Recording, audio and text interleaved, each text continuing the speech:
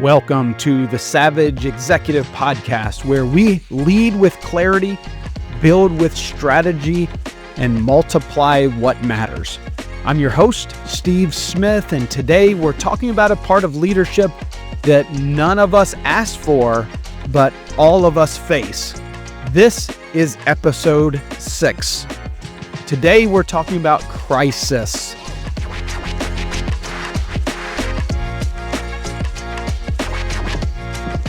Let's begin with today's savage moment. Crisis doesn't just test your leadership, it reveals it. And if you let it, it can refine it. It's easy to lead when everything is predictable, when the plan is working, the team is humming, and the market is stable. But leadership isn't proven in the easy seasons.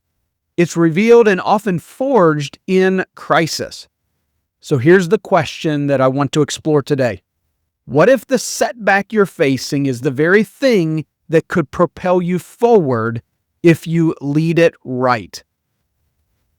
Let me share a deeply personal story from my own leadership journey, something I referenced in a recent podcast, but we're going to dig a little bit deeper into it. A few years ago, we had a head of school in our private Christian school that experienced a life-altering accident. It happened suddenly.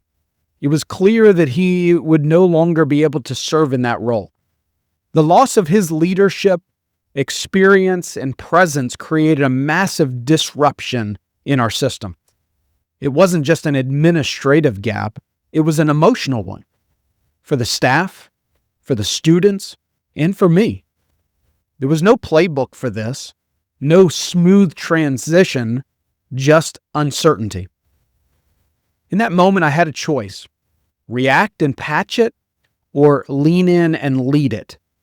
We decided in that moment to promote an entirely new administrative team from within. These were capable people, but they were very green. The experience just wasn't there yet. The easy route would have been to go external, hire someone with a track record and get a quicker fix. But I sensed an opportunity, not just to fill a role, but to build something stronger from within.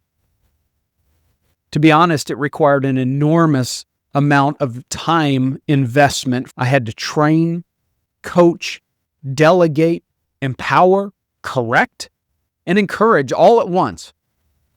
I had to let go of control in some areas and lean in heavily in others. But fast forward a couple of years and that internal team is now one of the strongest that we have ever had. They lead with conviction. They take initiative. They've innovated in ways that I could have only imagined. The crisis that seemed like a threat became a catalyst for organizational growth.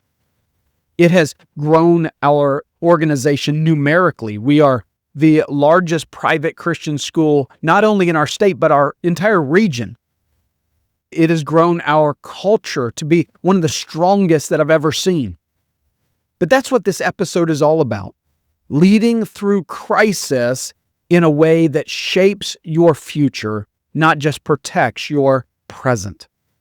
So if we're going to lead through crisis, we need to understand how to do so. Let me give you a few steps to leading through crisis. The first step is to reframe the crisis. This first step isn't strategic, it's internal. When crisis hits, your mindset matters more than your method. If you see the crisis only as disruption, you'll scramble and patch holes. But if you view it as potential, a refining moment, you'll start leading towards what's next. So ask yourself, what could this crisis make possible that stability never would? What does this reveal about our team, our culture, or our systems? What assumptions have we been operating on that this crisis is now challenging? So many of us had to face these types of questions when COVID hit. We had to reframe the crisis and understand maybe there are some things that we should be doing that we haven't been doing before. Maybe there's a new way to reach a market that we've never reached before. In my context, that crisis forced us to question who we had developed and who we hadn't. It made us realize the gaps that we were ignoring in leadership training, but it also surfaced talent that we had overlooked. Sometimes crisis doesn't create problems, it exposes what was already fragile. So make sure you reframe the crisis. Also build while balancing. Here's the hard truth. During a crisis, you can't stop leading the day-to-day, but you also can't ignore the long game. You've got to do both. That's what being an executive is all about. In business, that might mean stabilizing operations while rethinking your product line. In ministry, it could mean caring for your people while redesigning a team structure. In either case, you need dual vision, triage, and trajectory. The temptation in crisis is to get stuck in survival mode. But great leaders ask, what am I building while I'm managing this crisis? In our case, I was leading meetings, solving daily challenges, helping the team navigate grief and transition. But I was also creating leadership pipelines, systems of accountability, and long-term cultural anchors. In my context, we knew we couldn't waste the disruption. It had to mean something. Step 3, empower the right people. Crisis creates pressure, and pressure reveals leaders. There are people on your team right now who will rise in crisis if you let them. There are others who may need to be gently moved out of the spotlight. One of the best things we did during our crisis was to say, we believe in you and we're going to walk with you as you lead. That internal promotion model gave people ownership. They weren't just holding the fort, they were building the future. Here's what I've learned. In crisis, people will either wait to be rescued or rise to lead. Your job is to invite them to rise. That may mean giving more freedom than you're comfortable with. It may mean failing forward together. But it's how real leadership cultures are formed. Number 4, capture the lessons. One of the greatest tragedies of crisis is surviving it and learning nothing from it. Every crisis holds insights. Debrief them, document them, and then share them. Ask what worked and why. What broke and why. What do we need to change permanently because of what we've learned?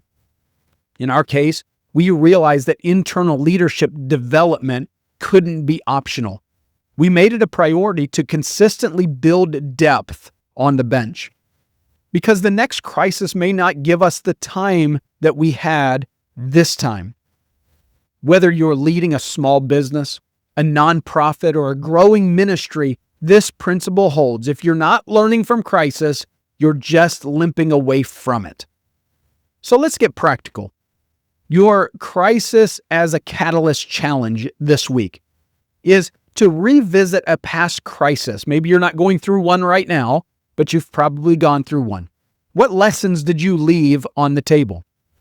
Revisit that crisis. Identify one way you're still leading reactively and shift towards proactive building.